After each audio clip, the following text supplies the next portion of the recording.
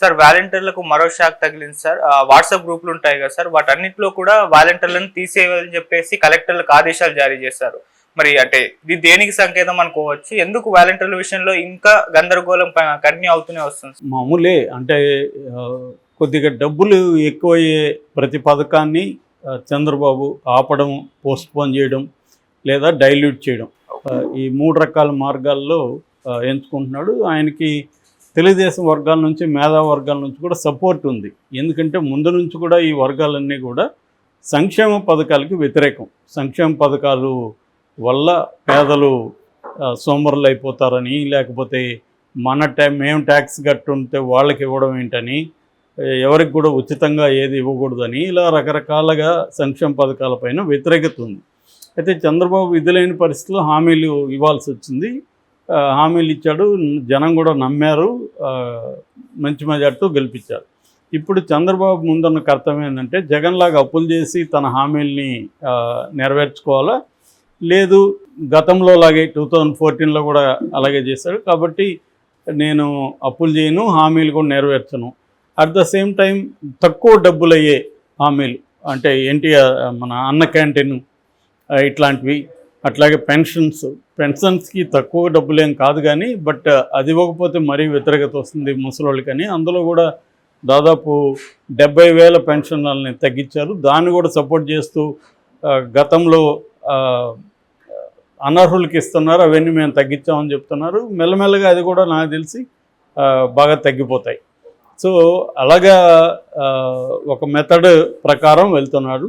అందుకని బడ్జెట్ కూడా మనం చూస్తే రెగ్యులర్ బడ్జెట్ కాకుండా ఓట్ ఆన్ అకౌంట్ బడ్జెట్ ఇంకొక 4 నెలల పాటు ఖచ్చితంగా పథకాలు అమలైతే ఉండదు. అందుకని చంద్రబాబు కూడా పదే పదే పీపుల్ని ప్రిపేర్ చేస్తున్నారు. ఖజానా ఖాళీగా ఉంది, నాకు ఇవ్వాలని ఉంది కానీ నేను ఇవ్వలేను, మీరు కూడా ఆలోచించండి అన్న పద్ధతిలో ప్రిపరేషన్ జరుగుతుంది. అంటే జనాల మైండ్ సెట్ని మెల్లగా మీకు పథకాలు రావు, దానికి రెడీగండి అనేది ప్రిపేర్ చేయడం అనేది మనకు కనబడుతుంది. వాలంటీర్ల విషయంలో కూడా ముందు నుంచి కూడా మనం గమనిస్తే చంద్రబాబు కానీ పవన్ కళ్యాణ్ కానీ వాలంటీర్ వ్యవస్థ పట్ల వ్యతిరేకత ఉంది. ఎందుకంటే అప్పట్లో వాలంటీర్లు జగన్కి బలం అనేది అందరూ అనుకున్నారు. నిజానికి అది వివిధ పద్ధతుల్లో బలహీనం అనేది తర్వాత తేలింది. ఎందుకు బలహీనం అంటే జగన్ వాలంటీర్లు నమ్ముకొని స్థానిక వైసీపీ నాయకత్వంతో ఎప్పుడు కూడా సత్సంబంధాలు కంటిన్యూ చేయడం కానీ, వాళ్ళకి ఇంపార్టెన్స్ ఇవ్వడం కానీ జరగలేదు. అంటే ట్రెడిషనల్గా పవర్ సెంటర్స్గా గ్రామాల్లో ఉన్న వాళ్ళని పక్కన పెట్టేసి జగన్ ఏం చేశాడంటే ఒక కొత్త వ్యవస్థను తీసుకొచ్చాడు. ఆ వ్యవస్థకి అక్కడ పవర్ ఉండదు, వాళ్ళకి సంబంధాలన్నీ ఉంటాయి కానీ పవర్ అనేది ఎప్పుడైనా ఇంపార్టెంట్. పవర్ ఉన్న సెక్టర్ని కంప్లీట్గా జగన్ దూరం చేసుకున్నాడు. అది సొంత కులం రెడ్డి బ్యాచ్ కూడా జగన్కి దూరం అయ్యారు.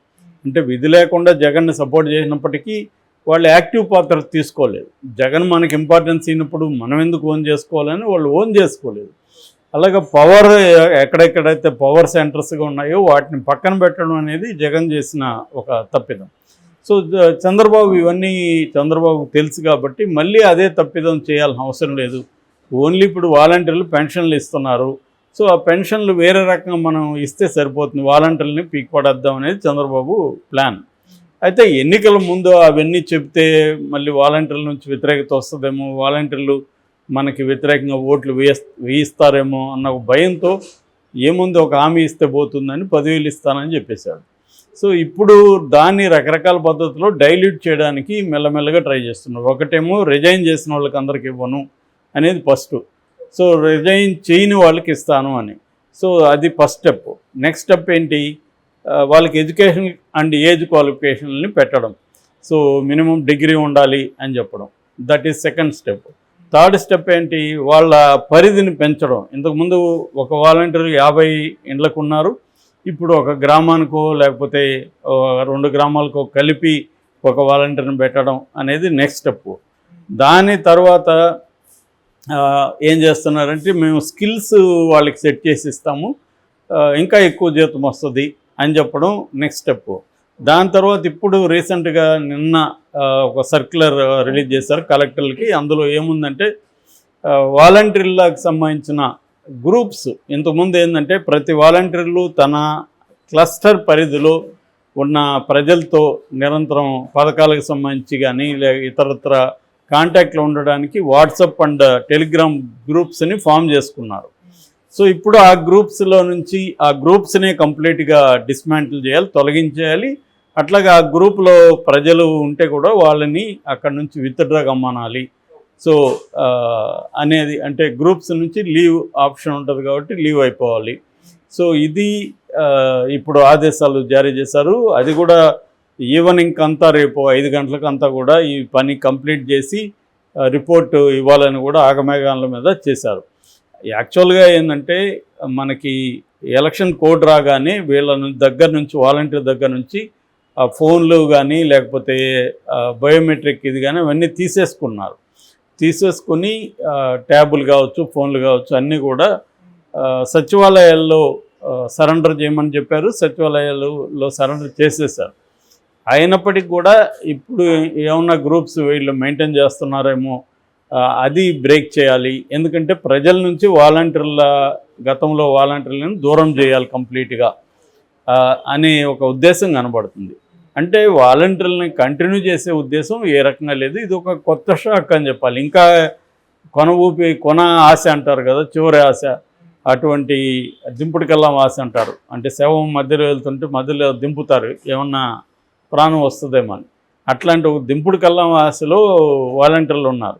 దాన్ని కూడా నిన్న బ్రేక్ చేశారు. ఆ ఆశ కూడా లేదు. అంటే ఇక 7వ తేదీ నిర్ణయం తీసుకుంటామని చెప్తున్నారు.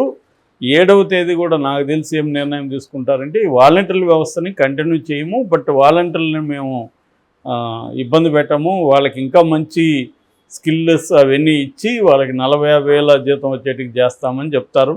అది కూడా ఇప్పుడు ఏమి స్కిల్స్ ఇమీడియట్గా ఏం నేర్పిస్తారు వీళ్ళు? గవర్నమెంట్ స్కిల్ సెంటర్స్ మాకు ఎన్జిఓ ఉంది, మా వైపు నడుపుతుంది, మేము స్కిల్స్ ట్రైనింగే చూస్తున్నాం. గవర్నమెంట్ స్కిల్స్ అనేవి ఎంత ఘోరంగా ఉన్నాయి ఇప్పటికీ చూస్తున్నాం. ఇప్పటికి కూడా ఇండియాలో ఏంటంటే ప్రైవేట్ సిఎస్ఆర్ ద్వారా వచ్చే స్కిల్సే క్వాలిటీ ఉంటున్నాయి.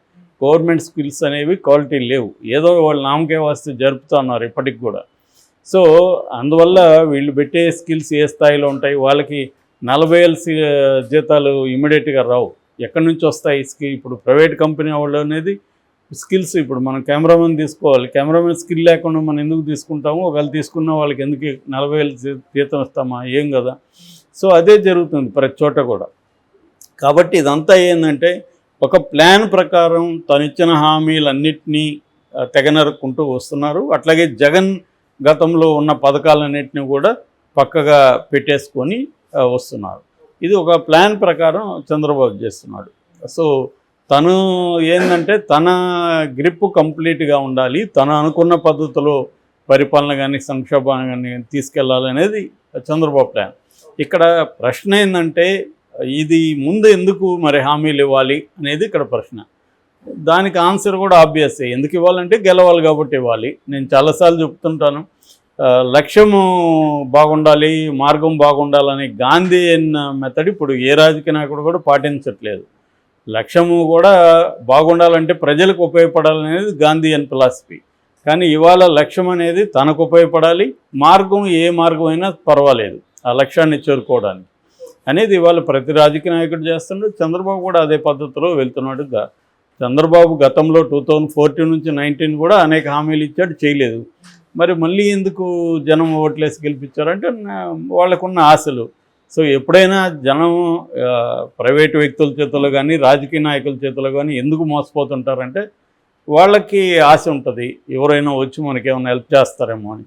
సో జగన్ కంటే ఈయన ఎక్కువ ఇస్తానన్నాడు కదా అని వేశారు వాళ్ళు.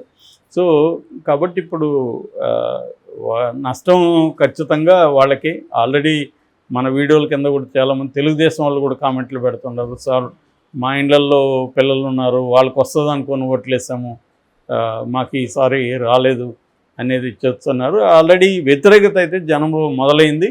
కానీ చంద్రబాబుకున్న అండర్స్టాండింగ్ ఉంటే వీళ్ళ ఈ వ్యతిరేకత అంతా ఏం కాదు, లాస్ట్ 1 yearలో మళ్ళీ మనం మ్యానిపులేట్ చేయొచ్చు అన్న ఒక భరోసా చంద్రబాబులో ఉన్నట్టే కనబడుతుంది. అందుకని ఎంత వ్యతిరేకత వచ్చినా వీటి పట్ల అయితే క్లియర్గా ఆయన ఒక ప్లాన్తో ముందుకెళ్తున్నాడు. దానికి తగినట్టుగా మొత్తం ఆయనకి సపోర్ట్ సిస్టమ్స్ ఉన్నాయి కాబట్టి మీడియా కావచ్చు,